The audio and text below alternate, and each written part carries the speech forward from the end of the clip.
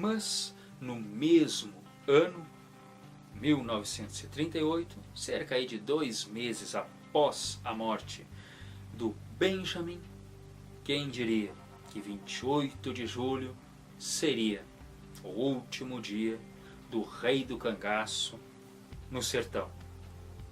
O trono ficaria vazio.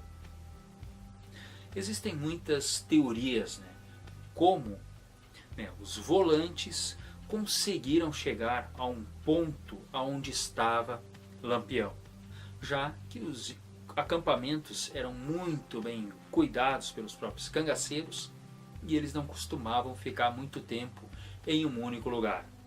Claro que tudo podia ser só mais uma dica ruim, mas para outros não.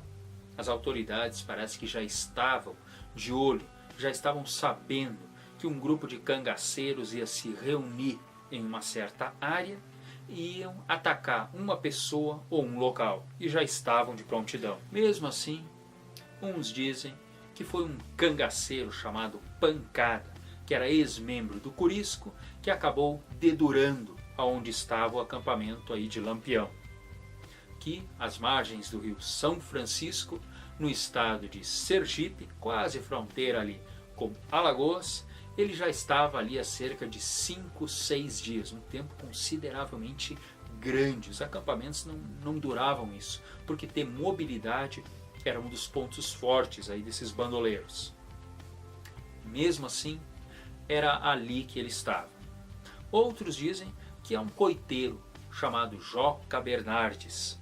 Esse sim que estava com uma birra muito séria com Lampião ou devendo favor às autoridades, que acabou descobrindo e entregando o seu amigo de profissão, Pedro Cândidas. E assim é que os volantes tiveram certeza. Mas chegou a informação aos ouvidos do sargento Aniceto, que era outro sujeito conhecido por ser sagaz contra esses bandoleiros. Ele logo manda uma mensagem para o tenente Bezerra e todos logo se encontram na cidade de Piranhas, em Alagoas, onde fazem aí um grupo de volantes aí de cerca de 50, muito bem armados, inclusive com metralhadoras, não só aquelas que se levam na mão, como aquelas grandes, que chegam a ter aí 1,20 m, tipo que você coloca no chão em tripé. Existem fotos aí mostrando até elas sendo utilizadas como se fossem bazucas, mas essas aí conseguiu derrubar avião na Primeira Guerra Mundial. Atravessavam árvore como se fosse papel. Acredita-se que foi a participação delas, inclusive, que começou a fazer o cangaço despencar. E de fato, pela rápida pesquisa que eu fiz aqui, não foi pouco cangaceiro que essas metralhadoras acabaram acertando. Agora, tendo nas mãos Pedro Cândidas, ele disse que sim, Lampião estava às margens aí do rio São Francisco, mas não sabia exatamente o local e se ainda estavam lá. O que houve? Pedro levou, dizem alguns depois de ser inclusive torturado pelos volantes, até o irmão Duval. Jovem Duval, o garoto Duval, sim, disse aos volantes que eles estavam na Grota de Angico, um local ali chamado Riacho Seco. Agora sim, os volantes tinham tudo nas mãos. Na madrugada do dia 28, foram em direção ao acampamento.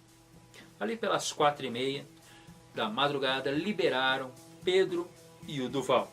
A ideia a princípio era matar os dois, mas acabaram popando porque viram que eles foram de grande ajuda. 3 colunas foram feitas. Uma iria pela entrada da grota, a outra iria um pouco mais acima, quase do lado dessa, e a terceira, do sargento Aniceto, estava dando a volta. Ela iria por trás, assim os cangaceiros ficariam bem cercados. Mas infelizmente, a sorte estava a favor aí do acampamento. Uma das colunas estava a cerca de 50 metros dos mesmos, quando se dão de cara com o cangaceiro Amoroso. Ele foi até o riacho, pegar um pouco de água, e já começa ali os primeiros disparos. O acampamento se agita, os volantes se desorganizam, eles correm para chegar no acampamento quanto antes e os cangaceiros tentam acordar e saber o que está acontecendo. Tiros para tudo quanto é lado. Todas as metralhadoras entram em ação. A fumaça é enorme. É por isso que eu não vou dizer para vocês quem acha que matou quem, porque a princípio não se tem certeza. Dá a impressão até que foram nomeados essas pessoas que mataram aí os cangaceiros. Mas assim que a fumaça baixa, infelizmente o que se vê são apenas 11 cangaceiros caídos. Os grandes troféus Lampião e Maria Bonita estão entre eles. Havia um cachorro ali, né, o Guarani de cor escura, que era um dos cachorros aí do casal, que simplesmente não estava deixando os volantes trabalhar tranquilo. O cachorro teve que ser morto também. Aliás, uma das qualidades aí desses cães é que eles praticamente não podiam latir. E eram muito hábeis, né, na hora de chamar a atenção deles de forma silenciosa.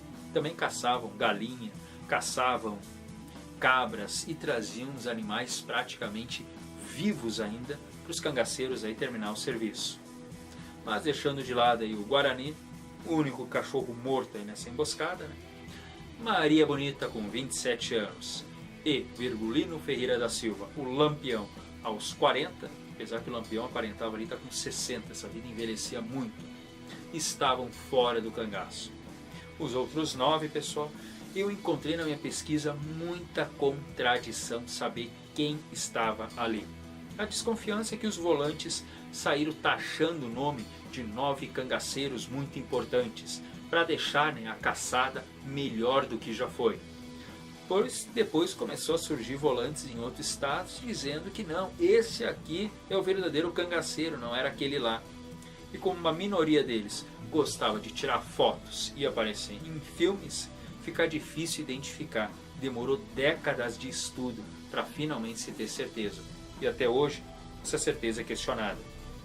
Cerca de 25 dos bandoleiros conseguiram fugir.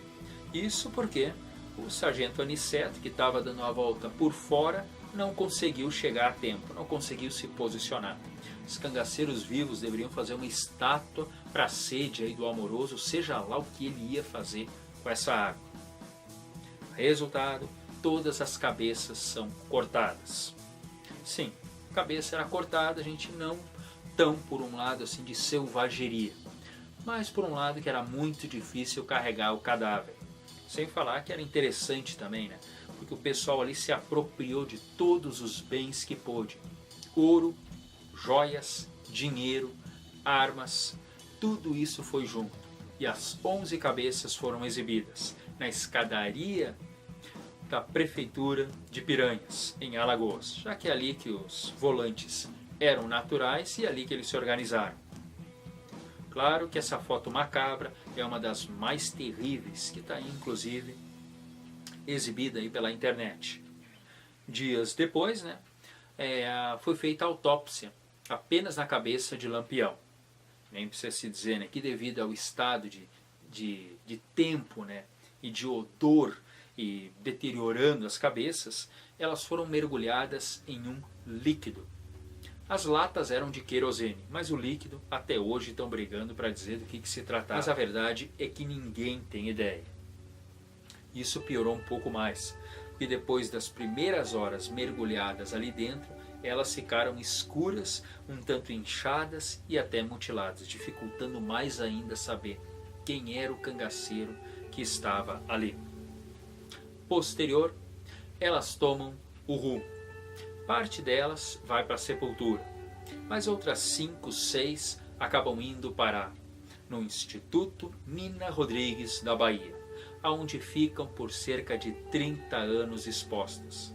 Com o decorrer do tempo, outras cabeças iriam se juntar ali, como a de Corisco, Diabo Loiro, que acabou recebendo muitas informações negativas de uma possível emboscada e acabou se atrasando para se encontrar aí no acampamento de Lampião, que de fato queria fazer sim um levante contra Zé Rufino, um outro perigoso volante.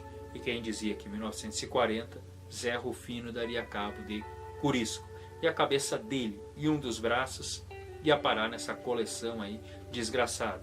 Mas eu também pretendo fazer um vídeo apenas do Corisco.